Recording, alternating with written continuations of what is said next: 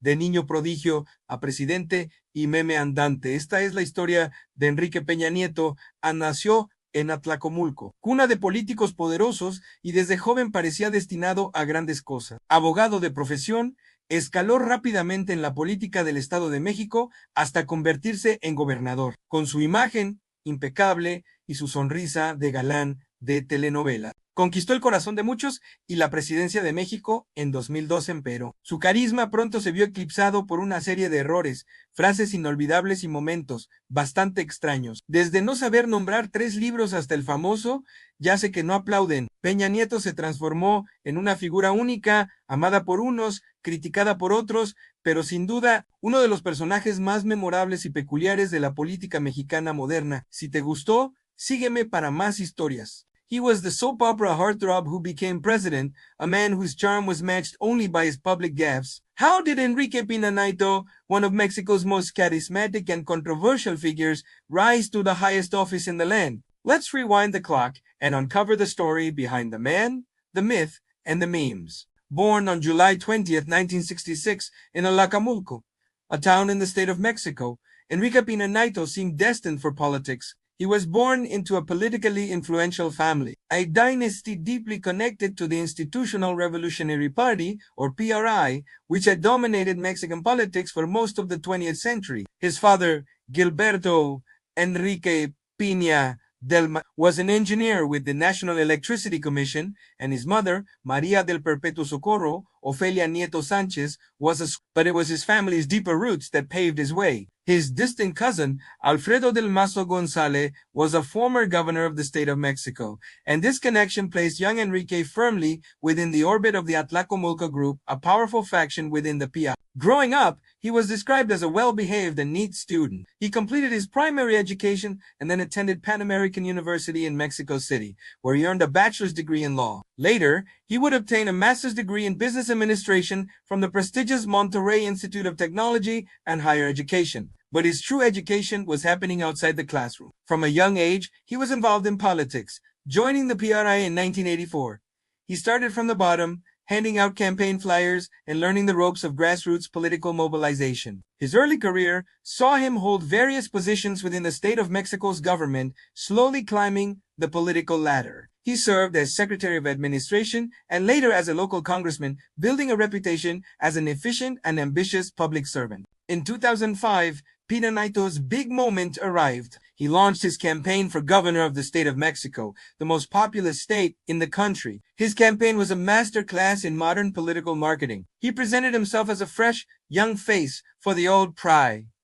His slogan, "Te lo firmo y te lo cumplo," "I'll sign it and I'll deliver," was brilliant. He traveled across the state, signing specific commitments before a notary public, promising to build hospitals, roads, and schools. This tangible promise resonated with voters tired of empty political rhetoric. Coupled with his polished appearance and undeniable charisma, he was an unstoppable force. He won the election by a comfortable margin, becoming a rising star in the national political scene. His time as governor was not without controversy, but it was largely seen as a success in terms of public perception. He focused heavily on infrastructure projects, fulfilling many of his signed commitments. His administration also made headlines for its heavy use of media, particularly television. Major networks gave him extensive, often glowing coverage, solidifying his image as a competent and effective leader. It was during this time that his personal life also became a public spectacle. In 2007, his first wife, Monica Pretellini Sainz,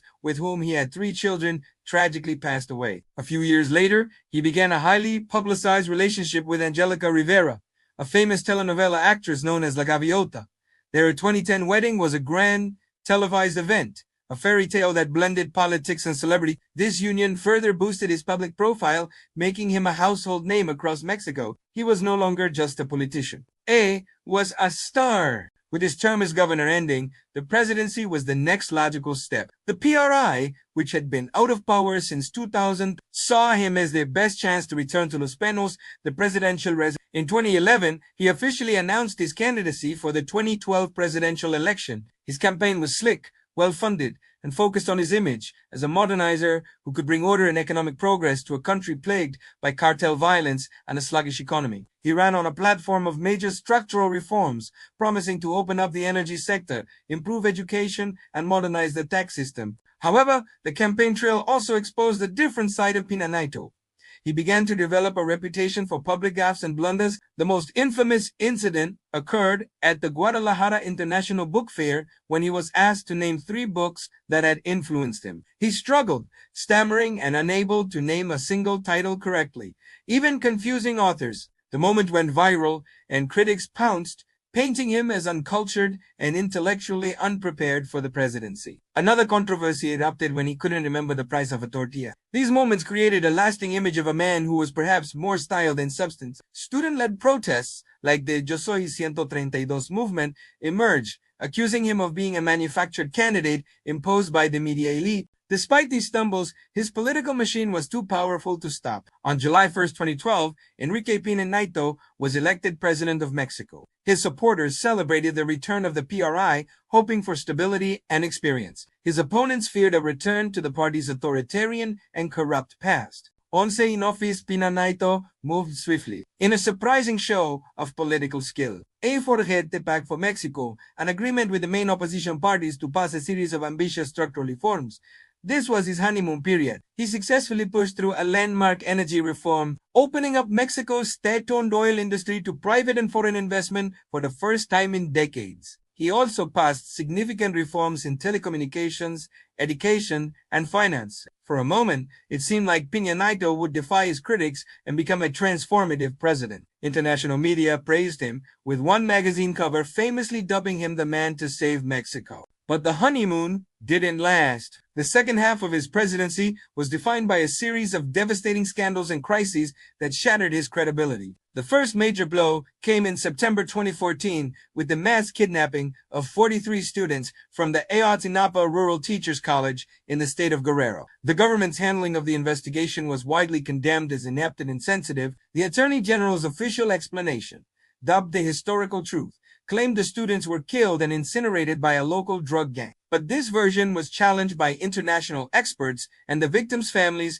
leading to massive protests and fueling a deep sense of outrage and distrust in the government. The phrase, "Fue el Estado, y esto esté," became a rallying cry. Just as the Ayotzinapa crisis was unfolding, another scandal hit even closer to home. An investigation revealed that his wife, Angélica Rivera, was in the process of acquiring a luxurious multi-million-dollar mansion, the Casa Blanca, from a government contractor who had received major public works contracts during Peña Nieto's time as governor and president. The conflict of interest was blatant and explosive. It created an image of illicit enrichment and reinforced old stereotypes about pride corruption. Peña Nieto's attempt to manage the fallout, which included his wife releasing a video to explain the purchase, only made things worse. His approval ratings plummeted and never recovered. Throughout his term, the gaffes continued. He famously declared, "We are just 5 minutes away from," before trailing off, unable to complete his thought. Another time, he confused the state of Veracruz with Oaxaca. These moments,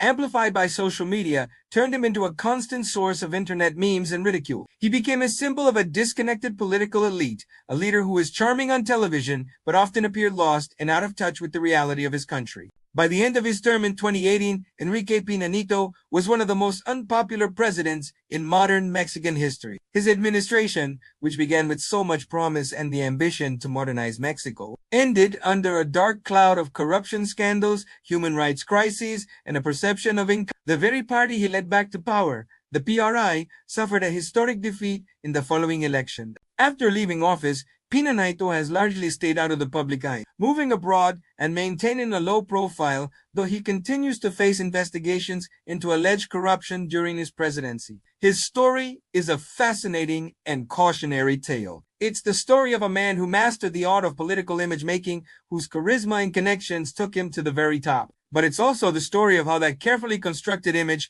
crumbled under the weight of scandal, tragedy, and his own public missteps, leaving behind a complex and deeply controversial legacy in the history of Mexico. Thank you for watching. If you found this story interesting, don't forget to like, share, and subscribe for more deep dives into the figures who shape our world. See you next time.